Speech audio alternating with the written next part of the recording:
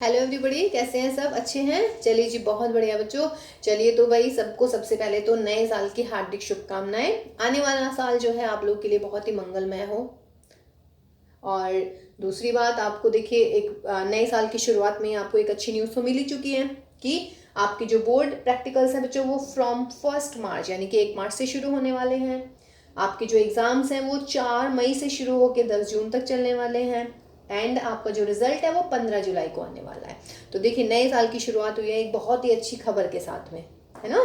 तो देखिए बोर्ड के एग्ज़ाम शुरू होने वाले हैं। अब हमारे पास टाइम भी कुछ ज़्यादा नहीं है, लेकिन अगर आप बिल्कुल ध्यान से करते हैं, बिल्कुल मतलब कॉन्टिन्यूस आप स्टडी करते हैं तो टाइम बहुत है। तो आपको बहुत मेहनत करनी है। अभी अभी तक तो आप लोग को लग रहा था कि ऑनलाइन होंगे ऑफलाइन होंगे, लेकिन अब बिल्कुल क्लियर है कि एग्ज़ाम्स होने हैं और कब से एग्ज़ाम होने हैं। ठीक है, तो चलिए भाई बिल्कुल इस डेट शीट, मतलब ये जो डेट्स हैं इसके अकॉर्डिंग बिल्कुल नए जोश और नए उल्लास के साथ हम शुरू करते हैं अब फर्दर स्टडी। थोड़ा जल्दी से कोर्स करेंगे ताकि फिर हम थोड़ा रिवीजन करें, अच्छे से रिवीजन करें। ठीक है, तो चलिए फिर अभी चलते हैं बेटा नेक्स्ट आज की नई क्लास में। नए साल की पहली क्लास है आज आपकी, और हमारा जो आज का टॉपिक है that is the solution of the quiz on 30 दिसंबर। 30 दिसंबर को जो क्लास 12 की जो क्विज हुई थी बेटा एरिया के ऊपर, यानी कि एप्लीकेशन ऑफ इंटीग्रेशन के ऊपर, तो आज हम उसको सॉल्व करने वाले हैं। तो चलिए बेटा क्विज का जो पहला क्वेश्चन है उसकी शुरुआत करने से पहले हम थोड़ा सा रिवाइज करते हैं कि व्हाट इज द एरिया और हम एरिया कैसे निकालते हैं using integration, definite integration actually, है ना। तो हमने ये पढ़ा हुआ है अभी तक कि y is equal to f x, y is equal to f x, कोई कर्व गिवन है आपके पास में when x is equal to a and x is equal to b। दो ऑर्डिनेट भी हैं आपके पास में, ठीक है, दो पॉइंट्स दे रखे हैं x is equal to a और x is equal to b। ठीक है, तो एरिया होता है a to b y d x, y की वैल्यू आपकी एफ एक्स आ जाती है ना। ठीक, दूसरा था आपका इजी कि इफ अगर यहाँ तो है y is equal to f x, लेकिन कभी कभी आपको x is equal to f y दे रखा होगा, यानी कि x की वैल्यू दी हुई होगी y में और y की वैल्यू c और y की वैल्यू d दे रखी है। तब एरिया मतलब आपको ऐसे एरिया निकालना है रीजन का जो इस कर्व से, इससे और इससे बाउंडेड हो रहा हो। बाउंडेड एरिया का बाउंडेड रीजन का आप एरिया निकालते हैं। तो फॉर्मूला था आपका area is c to d x d y. कहने का मतलब अगर डी एक्स है तो ये एक्स के रेस्पेक्ट में आप करते हैं, यानी कि एक्स के रेस्पेक्ट में आप इंटीग्रेशन कर रहे हैं, मीन्स ये जो लिमिट्स हैं ये एक्स की होती हैं। अगर आपका विद रेस्पेक्ट टू वाई है तब लिमिट्स होती हैं वाई की। कहने का मतलब अगर एरिया जो है एक्स एक्सिस से बाउंड होता है तो एक्स के रेस्पेक्ट में आप इंटीग्रेशन करते हैं, और अगर बच्चों y से एरिया बाउंड होता है तो हम करते हैं y के रेस्पेक्ट में इंटीग्रेशन। यही है, यही आपके फॉर्मूले हैं, है ना। एक तीसरा फॉर्मूला होता है कि अगर एरिया जो है हमारा दो कर्व के बीच में आ रहा है तो वो y1 माइनस y2 हो जाता है, वो हम नेक्स्ट वाली क्लास में बताएंगे। लेकिन अभी जस्ट हम सिंगल कर्व वाला एरिया बता रहे हैं कि if I have a single curve और ए line, got my point, a single curve and a line may be a simple line y is equal to x and y is equal to minus x type, या फिर line means x axis और y axis भी हो सकते हैं। तो आज हम मतलब क्विज में भी वही क्वेश्चंस दिए हुए हैं तो आज हम उसको डिस्कस करने वाले हैं। गॉट माई पॉइंट ना। लेकिन अगर आप ये क्वेश्चन नंबर मतलब फॉर्मूला नंबर 1 देखें कि y is equal to f x और x की वैल्यू दे रखी है ना, दो लिमिट्स दे रखी हैं x की, तो मेरा आंसर ये आएगा। ठीक है, अब अगर सपोज करो मेरा ये क्वेश्चन है question number 1, the area bounded by this and x is equal to 4, x is equal to 9। ठीक, तो आप इसको कैसे करते, आप यहां से y की वैल्यू निकाल लेते, y हो जाता मेरा 2 अंडर रूट x, और x की वैल्यू क्या दे रखी है भाई, x इज 4 और x इज 9, ये गिवन है ना आपके पास में। तो आप इसका आंसर इसके अकॉर्डिंग करते भाई, तो area is equal to x की लिमिट 4, यहाँ पे 9 और y dx यानी कि 2 रूट a रूट x, यहाँ से इसको सॉल्व कर लेते, but this is wrong actually. अब आपको क्या लग रहा है कि मैम ने अभी तो ये फॉर्मूला बताया, अभी मैम कह रही हैं कि दिस इज रॉन्ग। एक्चुअली ये रॉन्ग क्यों है बेटा, ये रॉन्ग इसलिए है क्योंकि अगर ये डायरेक्ट आप फॉर्मूला लगाते हैं ना, समझ रहे हैं कि आपने अगर डायरेक्ट फॉर्मूला लगा लिया है, ठीक, तो हमें ये नहीं पता चलेगा कि हमें डबल करना है या हमें 4 गुना करना है एरिया का, डबल या 4 गुना कैसे पता चलता है? देखिए सपोज कीजिएगा अगर मेरा सर्किल है और मेरा एरिया पूरा आ गया, तब हम क्या बताते हैं आपको कि भाई ये वाला एरिया निकाल लो और 4 टाइम मल्टीप्लाई कर लेना। अगर सपोज कीजिए आपके पास में पैराबोला है, आपको एरिया निकालना है ये, तब हम क्या बताएंगे कि भाई ये वाला निकाल लेंगे और डबल कर लेंगे, ठीक है। लेकिन अगर आप ये वाला फॉर्मूला लगाते हैं ना, तो इसमें आपको बहुत सारी चीजें याद करनी पड़ेंगी इस फॉर्मूले को डायरेक्ट एप्लीकेशन के लिए। मीन्स इस फॉर्मूले को आप डायरेक्ट अप्लाई नहीं कर सकते।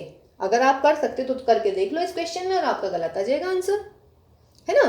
तो इस चीज से बचने के लिए देखिए, अगर ये वाला है तो इसका मतलब है ये जस्ट आपका फर्स्ट क्वाड्रेंट में, यानी कि जस्ट एक क्वाड्रेंट में आना चाहिए, तब आप इसको लगा सकते हैं, ठीक है। लेकिन अब इतना कौन सोचेगा भाई कि फर्स्ट क्वाड्रेंट में है, सेकंड क्वाड्रेंट में है, क्या चक्कर है इसका, ठीक। तो हम बेटा इन फॉर्मूले की बजाय, मतलब इस फॉर्मूले की बजाय, इस फॉर्मूले की बजाय अगर मैं डायग्राम बना लेती हूँ क्वेश्चन में, ठीक है। देखिए एरिया का आंसर कभी भी गलत नहीं होगा if you will draw your figure. Got my point? अगर आप फिगर ड्रॉ कर लेते हैं ना बच्चों, तो 100% श्योर हो। बस फिर आपको इंटीग्रेशन आना चाहिए करना, कि हम इंटीग्रेशन के मतलब इंटीग्रेशन को हम रिवाइज कर लें अपना अच्छे से, ठीक है। तो कभी भी कोई भी क्वेश्चन गलत नहीं होगा। तो इसीलिए मैं इनको आपको नहीं बता रही हूँ कि आपने इनको डायरेक्ट अप्लाई करना है, क्योंकि अगर आप इस वाले फॉर्मूले को यहाँ डायरेक्ट अप्लाई करेंगे ना, तो that would be wrong actually.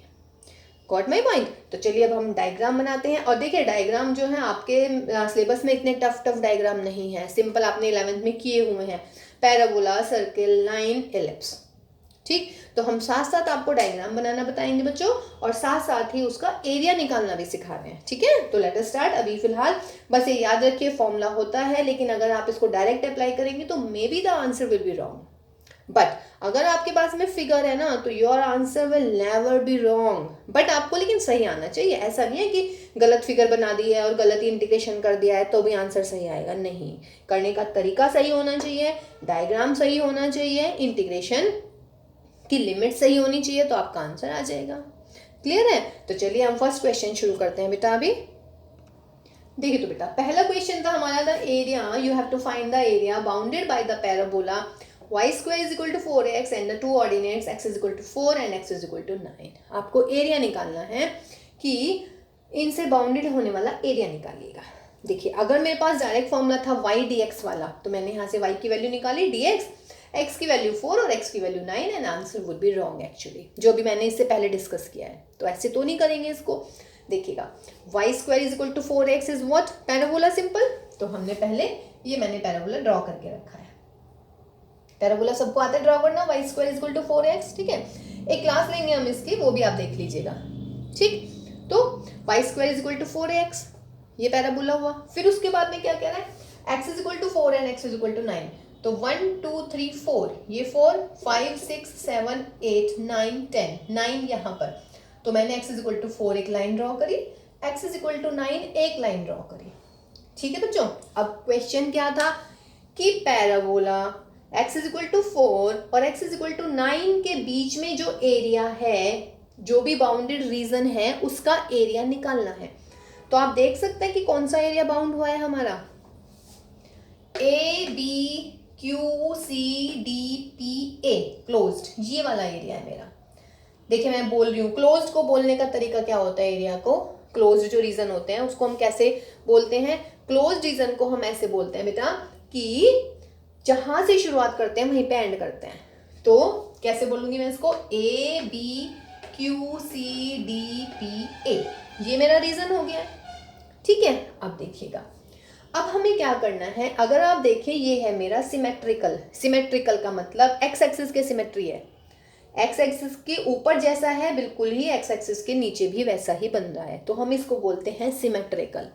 और सिमेट्री किसके अराउंड है, देखिए हमारे पास एक तरीका भी होता है कि अगर मैं इसमें y की जगह -y रख दूं और कर्व बिल्कुल सेम आ जाता है, तो वो एक्स एक्सिस के सिमेट्रिक होता है कर्व, ठीक है ना।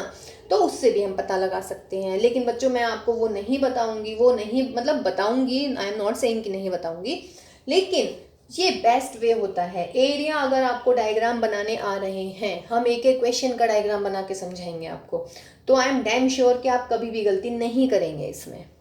ओके गाइज, तो चलिए अब हम क्या करेंगे बेटा, मैं सिर्फ इस रीजन के बारे में बात कर रही हूँ, ये एक्स एक्सिस से बाउंड जो हो रहा है। अगर आपको याद हो मैंने फॉर्मूला बताया है ये वाला, ऐसे बताया ना फॉर्मूले, वाई डी एक्स और यहाँ पर एक्स की वैल्यू होती थी। तो ये रीजन कब लगेगा, जब एरिया बाउंड हो रहा है एक्स एक्सिस से। दूसरा फॉर्मूला क्या बताया है, x d y, y varying from c to d, वो कब लगता है, जब एरिया बाउंड होता है किससे, वाई एक्सिस से। तो फिलहाल हम अभी एक्स एक्सिस से देख रहे हैं। तो अगर मैं ये वाला एरिया निकाल दूं, ए पी क्यू बी ए, ठीक है, सिमेट्रिक है तो ये भी सेम रहने वाला है, तो उसका मतलब मैं सिर्फ ये एरिया निकाल दूं और उसका डबल कर दूं, कहने का मतलब मेरा आंसर ये आ जाएगा। Means what you mean, therefore required area is what, area of region, कौन सा रीजन है, A P D C Q B A, ये हुआ एक्चुअली। यहां से मैंने सबका नाम लिख दिया है, पी और क्यू को लिखना है लिख दीजिएगा, अदरवाइज लिख देते हैं, है ना। या व्हाट डज दिस मीन, क्योंकि ये सिमेट्रिक है तो ये डबल हो जाएगा, या twice of area, what, twice of area of region, कौन सा रीजन है बेटा, A P Q B A पे लास्ट, क्यू बी ए। अब मुझे सिर्फ इसका एरिया निकालना है, मैं डबल कर लूंगी। और अगर आप डायरेक्ट ये वाला फॉर्मूला लगा देते जल्दबाजी में तो भाई आप डबल नहीं लिखते, मैं श्योर हूं, आप सिर्फ वही लिखते जो मैंने इससे पहले लिखा था, 2 रूट ए इंटू रूट एक्स का इंटीग्रेशन फ्रॉम 4 to 9, और वो गलत हो जाता। ठीक है, तो डायग्राम बनाना बेटा बहुत ही अच्छा है, इसमें बहुत बेनिफिशियल रहेगा डायग्राम बनाना। डायग्राम से मुझे पता चलेगा कि मुझे कब नेगेटिव नहीं मतलब नेगेटिव लेना है, पॉजिटिव लेना है। एरिया नेगेटिव तो होता ही नहीं है वैसे, मतलब कब मुझे मोड़ लगाना है एरिया में, कब मुझे डबल करना है, कब मुझे 4 गुना करना है, ठीक है, कहाँ मुझे ऐड करना है, कहाँ मुझे सब्ट्रैक्ट करना है, वो सारी चीजें कब क्लियर होती है, when you will draw a diagram. Okay guys, ठीक। अब ए पी क्यू बी ए, मुझे इसका एरिया निकालना है बेटा। अब भूल जाइए ये सब कुछ, क्योंकि मैं इसको इसमें मर्ज करके मैं डबल कर चुकी हूँ। तो अब मेरे पास ये एरिया है, ठीक। एरिया कहाँ से शुरू हो रहा है, मतलब जो मुझे निकालना है वो इस लाइन से शुरू हो रहा है, यहाँ से, और खत्म हो रहा है भाई यहाँ, एक्सिस है मेरा एक्स, और एक ये हो गया यहाँ तक। इसके अंदर का एरिया निकालना है मुझे। अब देखिएगा, तो देयरफॉर ट्वाइस, एक्स एक्सिस की बात चल रही है, तो जहां से जो एरिया है कहां से शुरू हो रहा है, x इज इक्वल टू 4 से, तो लोअर लिमिट x की 4, कहां खत्म हो रहा है एरिया, यहाँ पे। रीजन कहां खत्म हो रहा है, यहाँ पर, तो इसका मतलब x इज इक्वल टू 9, तो लिमिट होगी इसकी 4 to 9। Got my point. देखिए मेरा रीजन यहाँ से शुरू हो रहा है, यहाँ पे खत्म, या इस लाइन पे, इस पॉइंट पे शुरू हो रहा है, इस पॉइंट पे खत्म हो रहा है। तो यहाँ पे x की वैल्यू कितनी है 4, यहाँ पे x की वैल्यू कितनी है 9, तो ये 4 to 9। देखिए मैं इस टाइप से इसलिए बता रही हूँ, आप डायरेक्ट भी लिख सकते थे 4 to 9, क्योंकि मैं आगे इस चीज को इस्तेमाल करने वाली हूँ, है ना। तो मैं पहले ही क्वेश्चन से वो लेके चल रही हूँ जो मुझे लास्ट में हेल्प मिलेगी जिसकी। ओके, फिर आपका सिर्फ एक एक्स एक्सिस है, ठीक, और ये क्या है बेटा, this is your curve and this is what, curve क्या है आपका, y square is equal to 4ax। Limit किसकी ली है आपने, एक्स की, तो कहने का मतलब फॉर्मूला बनेगा वाई डी एक्स। अब लगाइएगा, ट्वाइस 4 to 9, वाई की वैल्यू रख लीजिएगा 2 under root x d x, तो ये हो गया, ये कांस्टेंट है बाहर, x की power half D x, and limit from 4 to 9। कोई दिक्कत, एक्स एक्सिस से बाउंड हो रहा है। देखिए यहां से शुरू है, यहाँ पे खत्म, यहाँ पे x की वैल्यू 4 है, यहाँ पे x की वैल्यू 9, तो 4 से 9, y d x, y means ये कर्व, और ये एक्स एक्सिस से बाउंड हुआ हमारा, ठीक है, हो गया ये। लेकिन मैं आपको एक और चीज बताने के लिए जो मैं चाह रही थी, वो है यूजिंग स्ट्रिप। जो भी आपका रिक्वायर्ड, और देखिए जो स्ट्रिप वाला है ना, ये बहुत बढ़िया है, बहुत ही अच्छा। आप क्या करें, जहां से रीजन शुरू हुआ है वहां से एक स्ट्रिप चलाना शुरू कीजिएगा। ये मेरी स्ट्रिप है यहाँ से, फिलहाल ये इतनी लंबी हो रही है बट इतनी लंबी नहीं चाहिए मुझे, मान लीजिएगा ये मेरी स्ट्रिप है ये। अब इस स्ट्रिप के एंड पॉइंट कहाँ कहाँ पड़ रहे हैं बेटे, या तो इस पे पड़ेगा या इस पे, ये स्ट्रिप जो मूव कर रही है इसके अंदर। अगर ऐसे चल रही है strip parallel to y axis, इसका मतलब एक्स के बाद डी एक्स के रेस्पेक्ट में इंटीग्रेशन हो रहा है। ठीक, अब देखिएगा ये स्ट्रिप है मेरी, इस स्ट्रिप का एंड पॉइंट एक कर्व पे पड़ रहा है, एक एक्सिस पे, कर्व पे एक्सिस पे, कर्व पे एक्सिस पे। तो जब जिस एक्सिस पे पड़ता है उसके रेस्पेक्ट में तो इंटीग्रेशन हो गया, और जिस कर्व पे पड़ता है वहां से y की वैल्यू निकल गई, तो y की वैल्यू होगी 2√ax। ठीक है, अब इसका कर दीजिएगा इंटीग्रेशन। वैसे स्ट्रिप की इस सवाल में आवश्यकता नहीं होगी, स्ट्रिप की आवश्यकता पड़ती है जब मेरे पास दो कर्व आ जाए, करवाऊंगी मैं वे वाले क्वेश्चन भी, बट फिलहाल एक्चुअली क्या था, ये सवाल बहुत ही ईजी था। सिर्फ आपको एक डायग्राम बनाना था और x की वैल्यू 4 to 9 लिखनी थी, बट डायग्राम से मुझे ये पता चल गया कि डबल हुआ है। अगर मैं डायग्राम नहीं बनाती तो आप इसको डबल नहीं करते, डायरेक्ट फॉर्मूला लगा देते ये वाला। समझ रहे हैं? तो चलिए कीजिए, x की पावर हाफ का इंटीग्रेशन कितना हो जाता है बच्चों, x की पावर 3/2 एंड 3/2, तो ये ऊपर आ जाएगा 8√a3 है ना, और ये x की power 3/2 limit from 4 to 9। Definite integration कैसे करते हैं, डेफिनेट इंटीग्रेशन के लिए सिंपल इंटीग्रेशन कीजिए और फिर एक बार अपर लिमिट रखिए, एक बार लोअर लिमिट रख दीजिएगा। तो देखते हैं इसका आंसर कितना आने वाला है, 8√a3 इंटू एक्स की जगह 9, तो 9 की पावर 3/2 माइनस 4 की पावर 3/2। डेफिनेट इंटीग्रेशन याद है ना, सिंपल x का इंटीग्रेशन कीजिए, फिर पूरे आंसर में x की जगह अपर लिमिट, फिर माइनस x की जगह लोअर लिमिट। तो कर लेते हैं भाई, 8√a3, 9 की पावर 3/2 का मतलब कितना हो गया, 3 की पावर 2 की पावर 9/2, और ये 2 की पावर 3/2। तो ये मिल गया मुझे 8√a3, 3 की पावर 3 और भाई 2 की पावर 3। यहाँ पे लिख देती हूँ आंसर, 8√a3 इंटू यानी कि 27 माइनस 8 यानी कि 19, 8√a3 इंटू 19, 152√a3, 152√a3। देखते हैं भाई कोई इसका आंसर है क्या, यस आंसर डी है इसका, तो इसका ऑप्शन डी इज करेक्ट। ठीक है, तो कोई हौच पौच तो नहीं इस सवाल में। देखिए सबसे पहला y² = 4x बनाया, फिर x = 4, x = 9 बनाया, ये हुआ मेरा एरिया, यानी कि ये डबल एरिया। तो डबल में सिर्फ मैंने डबल किया और सिंपल फॉर्मूला लगा दिया y dx का। ठीक, अभी आप स्ट्रिप को भूल जाइएगा अगर कंफ्यूजन हो रही है तो, इससे नेक्स्ट वाले क्वेश्चन में हम आपको स्ट्रिप बता देंगे जब यूज होएगी। अभी सिंपल मतलब अभी अभी मैं कौन से क्वेश्चन ले रही हूँ जिसमें एक्सिस इंक्लूड हो रहा है कोई सा भी एक। तो अब यहाँ पे देखिए एक्सिस कौन सा इंक्लूड हो रहा है, एक्स एक्सिस इंक्लूड हो रहा है, तो दूसरा कर्व यानी कि एक्स एक्सिस, तो फॉर्मूला लगेगा y dx का। तो y की वैल्यू आप यहां से निकाल दीजिएगा and that is your answer. Got it? देखिए बेटा क्वेश्चन नंबर 2 था हमारी क्विज का, बिल्कुल उसके जैसे ही था, लेकिन दो टाइप के पैराबोला होते हैं, एक तो y² = 4x जो हमने ऐसे बनाया था, फिर नेगेटिव होता है, नेगेटिव आप ऐसे बना लेते हैं इधर की तरफ में, फिर x² = 4y, x² = 4y इस टाइप से बनाया, ये बन गया मेरा पैराबोला। फिर क्या कहा है, x = 2, तो x = 2 लाइन मैंने खींच दी भाई, दिस इज मान लीजिएगा 1, दिस इज 2, तो x = 2 ये वाली लाइन होगी, नीचे तक होगी।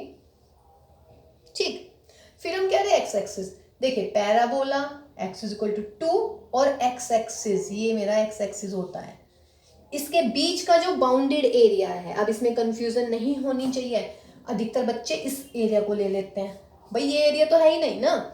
अगर मैं कहती y एक्सिस और लाइन और पैराबोला के बीच में तो ये आ जाता, ठीक, लेकिन मैंने कहा है x एक्सिस, पैराबोला एंड इस लाइन के बीच में जो भी एरिया बाउंड हो रहा है उसका उस रीजन का आपको एरिया निकालना है। क्लियर है ना?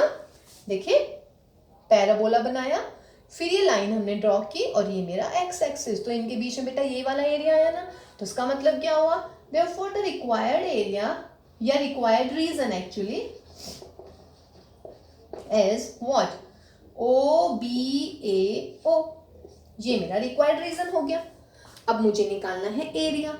अब देखिएगा, therefore area is equal to what, कहां से शुरू हो रहा है एरिया, मतलब रीजन कहां से शुरू हो रहा है, यहां से। यहाँ पे x की वैल्यू कितनी है, 0।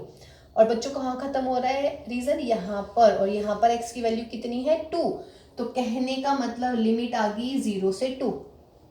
जहां से शुरू है x की वैल्यू 0, कहाँ खत्म है एरिया, यहाँ पर रीजन खत्म हो रहा है। यहाँ पर x की वैल्यू है 2, तो 0 से 2। क्लियर है। कौन सा एक्सिस है इंक्लूड, x एक्सिस है, वो यहीं से क्लियर हो गया कि x एक्सिस है। तो कर्व क्या है, ये कर्व है, यहां से y की वैल्यू निकलेगी। और हमारा क्या है, x² is equal to 4y। तो मेरे पास फॉर्मूला क्या आएगा, y dx। क्लियर है ना। एक्सिस x एक्सिस है तो x एक्सिस के रेस्पेक्ट में इंटीग्रेशन कर रहे हैं। और जब x एक्सिस के रेस्पेक्ट में इंटीग्रेशन करते हैं तो फॉर्मूला क्या लगाते हैं, y dx। अब यहां से आप y की वैल्यू निकालिएगा। ये रहा मेरा कर्व। क्योंकि अगर मैं स्ट्रिप चलाती हूँ ना, तो आपको ये देखना है स्ट्रिप के एंड पॉइंट कहाँ पड़ रहे हैं। ये स्ट्रिप है हमारी, तो इस स्ट्रिप का एंड पॉइंट एक तो x एक्सिस पे पड़ रहा है और एक यहाँ पे। अगर यहाँ ले लूंगी स्ट्रिप तो भी कर्व पे पड़ेगा, और कर्व है ये। और इस कर्व की इक्वेशन क्या है भाई, x² is equal to 4y। तो मुझे यहाँ से y की वैल्यू निकालनी है। तो 0 to 2 y की वैल्यू कितनी हो गई, x² अपॉन 4dx। इंटीग्रेशन कर लीजिएगा, x³ अपॉन 3, 0 to 2।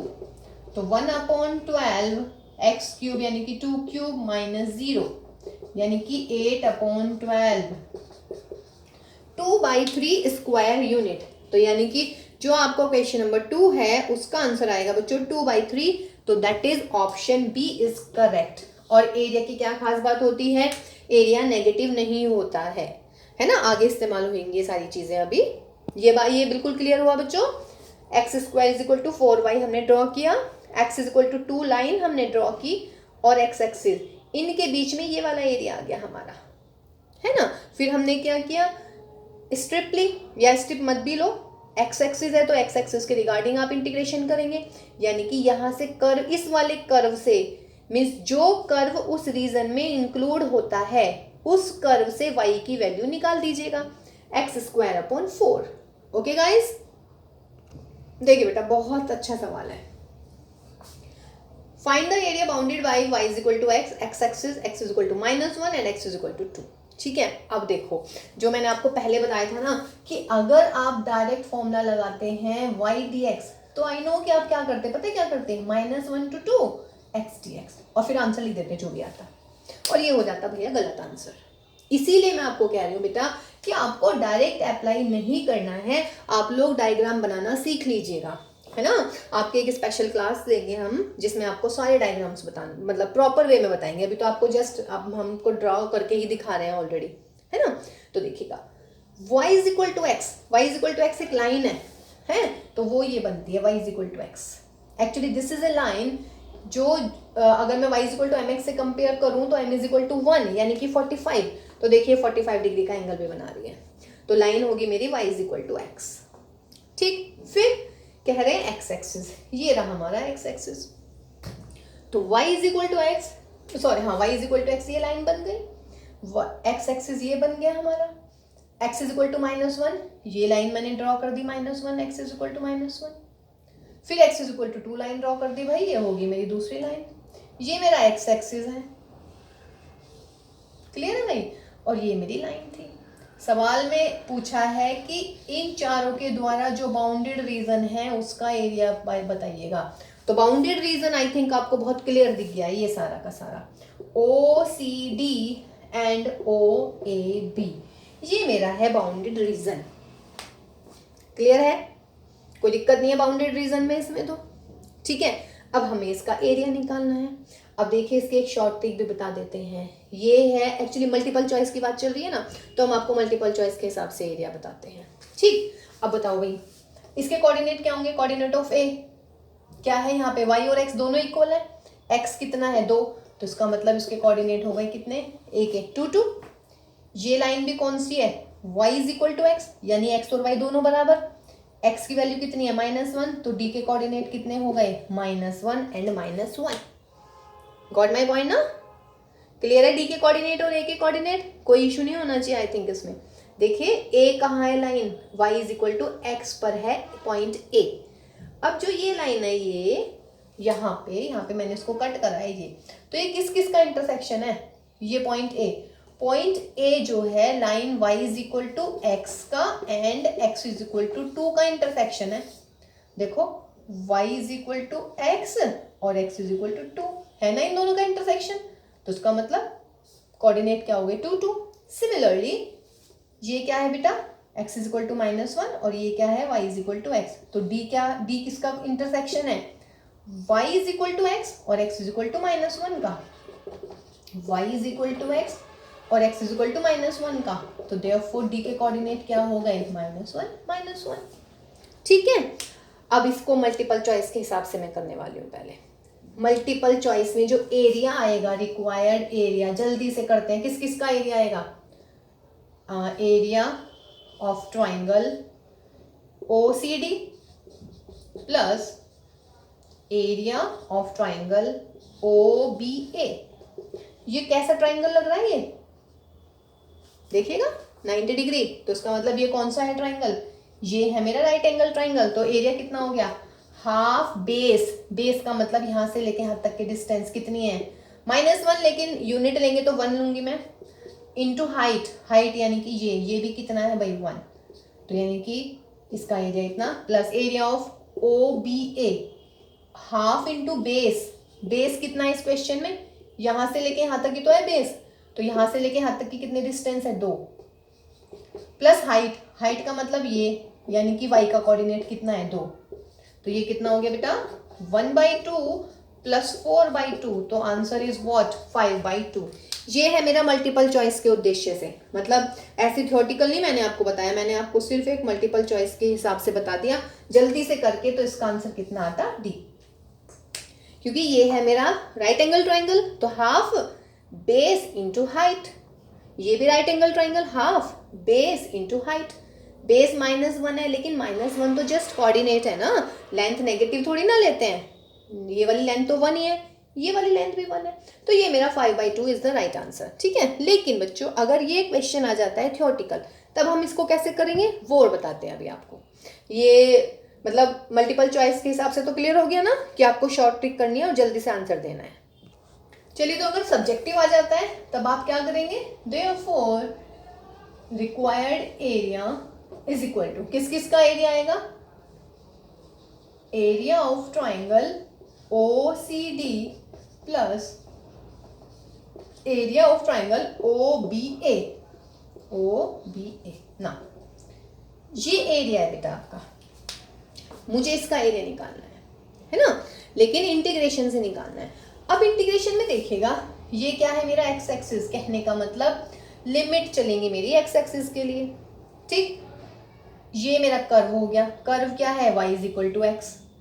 अब यहां से यहां तक का है, देखिए यहां से रीजन शुरू हो रहा है, यहाँ पे रीजन खत्म हो रहा है, इसका मतलब लिमिट आ जाएगी, x की पहली लिमिट यहाँ पे क्या है -1, यहाँ पे एंड क्या हो रही है 0, तो -1 to 0, और यहाँ पर आ गया y dx। एक खास बात जो इस सवाल में होनी है वो क्या होनी है, ये बन रहा है y एक्सिस के नीचे कर्व, तो y एक्सिस के नीचे का मतलब है यहाँ पे आना चाहिए माइनस का y, या तो आप माइनस का y लगा दीजिएगा, -y भी आप लगा सकते हैं, या आप मोड़ लगा दीजिएगा।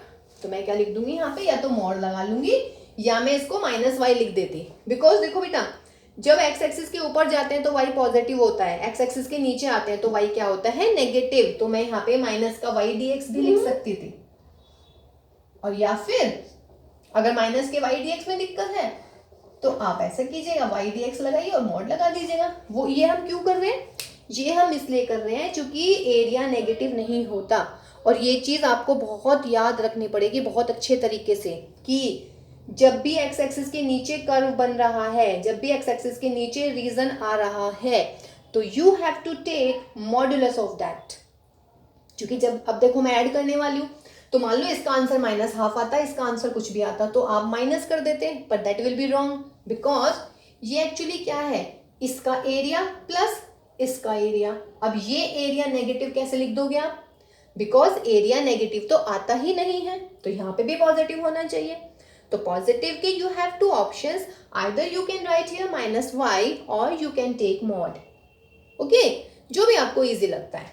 चलिए, plus area of the triangle OBA, ये इसका एरिया कहाँ से शुरू हो रहा है? x, यहाँ से 0 से।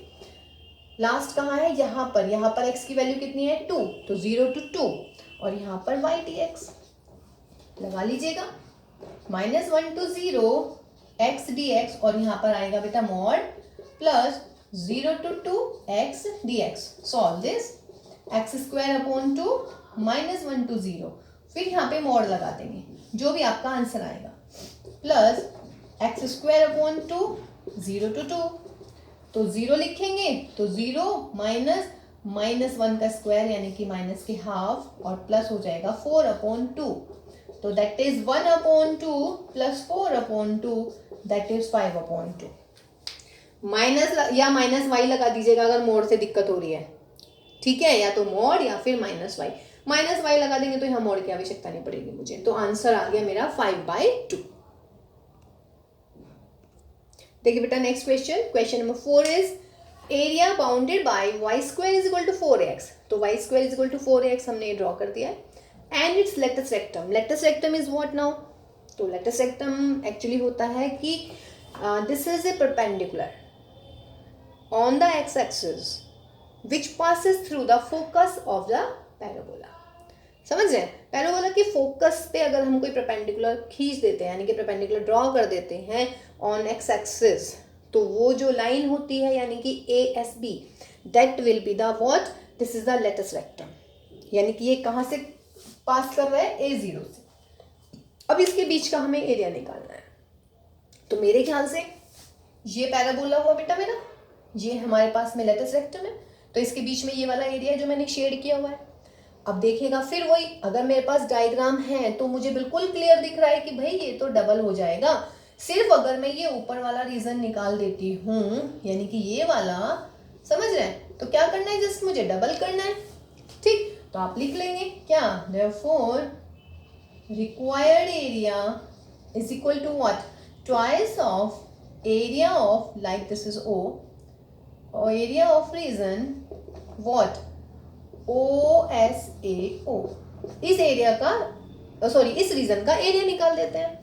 अब ये रीजन कहाँ से शुरू हो रहा है? यहाँ से, ठीक है, और यहाँ, और क्या कौन सा इंक्लूड हो रहा है? Axis, x axis. कहने का मतलब फॉर्मूला लगेगा y dx, क्योंकि x एक्सिस इंक्लूड है। y एक्सिस इंक्लूड होता तो y dx का फॉर्म, सॉरी, x dy का फॉर्मूला लगता। तो फिलहाल y dx, अभी y पे रहने देते हैं, y को फोकस नहीं करते y पे। x की लिमिट कहाँ से कहाँ तक है बेटा? रीजन शुरू है यहाँ से, इसका मतलब 0। कहाँ खत्म है? यहाँ पर x की वैल्यू कितनी है? a, तो लिमिट होगी 0 to a। अब y की वैल्यू ये क्या है मेरा? y² is equal to 4ax, तो y कितना हो गया भाई? 2√a रूट x, यहाँ पे लिख लीजिएगा 2√a root x dx, limit from 0 to a, तो 4√a root x dx 0 to a, तो 4√a रूट x का मतलब इंटीग्रेशन x की पावर 3/2। डेफिनेट इंटीग्रेशन में लिमिट भी लगाते हैं ना, तो 3/2 इसे इधर लिख लीजिएगा, तो ये हो जाएगा 4√a 2/3 x की power 3/2 and 0 to what? a। ठीक है, अब क्या करेंगे भाई? अब आप देखिएगा, ये हुआ 8√a/3, और यहाँ पर कितना आया बच्चों? a की पावर 3/2 माइनस 0। डेफिनेट इंटीग्रेशन कैसे सॉल्व करते हैं? डेफिनेट इंटीग्रेशन के लिए x, पहले x पूरे फंक्शन में आंसर में upper limit minus lower limit, तो पहले अपर लिमिट यानी कि a की पावर 3/2, फिर 0, तो दैट इज व्हाट? 3, और a raise to power 3/2, and what is this? 8a²/3। तो देखिए ऑप्शन देखते हैं कि भाई कौन सा ऑप्शन है हमारा? 8a²/3 स्क्वायर यूनिट, यानी कि answer is what? C option is your right option. है ना। और अगर आप डायरेक्ट फॉर्मूला लगाते हैं ना y/dx, तो देखिए फिर इसका आधा आता 4a²/3, वो भी ऑप्शन में मिलेगा आपको, है। तो इसमें आपको कंफ्यूजन नहीं करनी है बिल्कुल भी, ठीक। और देखिएगा जब आप ये क्विज के बाद में, मतलब ये 4 क्वेश्चन है, फिर अभी नेक्स्ट इसके एक और पार्ट में हम आगे के क्वेश्चंस करवाते हैं बेटा। उसके बाद में हम एक क्लास लेंगे, वो एक्चुअली क्लास 11th वाली होगी, कि हम पैराबोला को ड्रॉ करना बताएंगे आपको, मॉड्यूलस फंक्शन को ड्रॉ करना बताएंगे, है ना, और सर्किल को ड्रॉ करना बताएंगे एंड हाइपरबोला को ड्रॉ करना बताएंगे, ताकि आप एरिया के क्वेश्चन में बिल्कुल भी कंफ्यूज ना हो। जब मतलब अगर आप डायग्राम बना लेंगे ना, तो एरिया का क्वेश्चन जो है 101% श्योर है कि आप गलत नहीं करेंगे उसको, ठीक है बच्चों। तो वो क्लास भी आपको बहुत अच्छे से देखनी है। तो फिलहाल चलिए मिलते हैं इसके नेक्स्ट पार्ट में, आप इनका तब तक रिवीजन कीजिए भाई, and all of you take care again and again.